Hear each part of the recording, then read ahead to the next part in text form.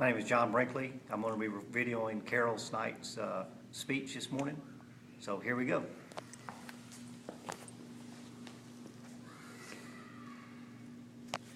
All right, today we're going to be talking about upholstering a chair. How many of you got a chair at your house or in your office that you'd like to see in a different fabric or a different cover? Everybody. Okay, sounds good. All right, upholstery was originated back in the 19th century in Europe. And some of the things that they used back then are not some of the things that you use now. Like they used horsehair and they used polyfill and goose down and different things like that is what they used to fill their chairs because it's more expensive. But now we use things that are a lot less expensive like quilt bedding and different things like that. I brought today some things, some tools that I use for upholstery. I want to show you a little bit about the structure of a chair. And although you know it's still different when you come to upholstering it. You've got your outside back, and here's your outside wing here, and there's your inside wing and the inside back, your outside arm, your inside arm, your seat, and then your footrest. When you start to put the chair together, you'll start from the inside out.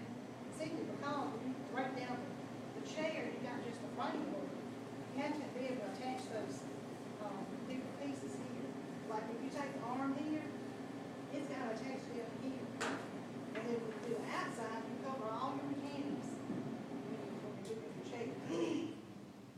When you're cutting it, when you're buying your fabric over here, the fabric comes in 54 inches wide most of the time. Sometimes it's 48. You pick and choose your fabrics. Now if you choose something like a paisley or a plaid, something like this has to be matched. And it's a little bit more difficult to put together. But if you choose a solid, especially on the beginning project, it'll be a lot easier to do. A lot less chance of messing up. So anyway, be careful when you're picking out your fabrics for that. There's three different kinds of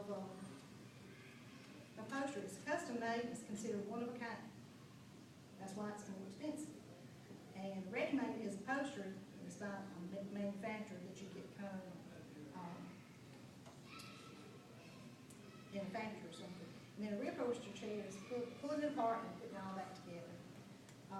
Everybody likes to have new things, fresh fabrics in their homes. You might even just want to take a chair from one room to another and just change the fabrics up that way. How many would you be interested in doing it yourself? I got one. That's great. So, you know, it's not really as hard as you think. It just takes a little patience, a little bit of time, and just sticking with it. Because usually when you take it apart, you're seeing kind of how the pattern works. And until you take it apart, you don't know. First thing you'd like to do, though, before you even start taking it apart is to take a picture of it. You take a picture of the front, you take a picture of the back, take a picture of the sides, and also take a picture of the angle part of it. Because once you take it apart, you can't really remember sometimes how it went back together. Some of the tools I brought today is, this is some strips that you put together, and what you do, you take your tack strip, this is called a tack strip. It's like your little float. And when you see those nice little seams across the top, across the cording part of it, this up in there, this is how you do it. And then of course you've got your tack hammer, and a lot of times you have tacks that you don't want to mess up or mess up your fabric, and you hit it with a wood mallet. This is your webbing, and what you got, I still got my sticker on here, how about that? But your webbing goes under the chair, or in the back of the chair, and you weave it like you would a basket, and that gives you your stability. You've got some pliers, and scissors, and of course pins. You've got, sometimes when you're taking it apart, you've got to take out screws and different things, and then when you get to your seating, you've got your zipper for the back of that. Okay? It's always interesting to see how it kind of comes back together.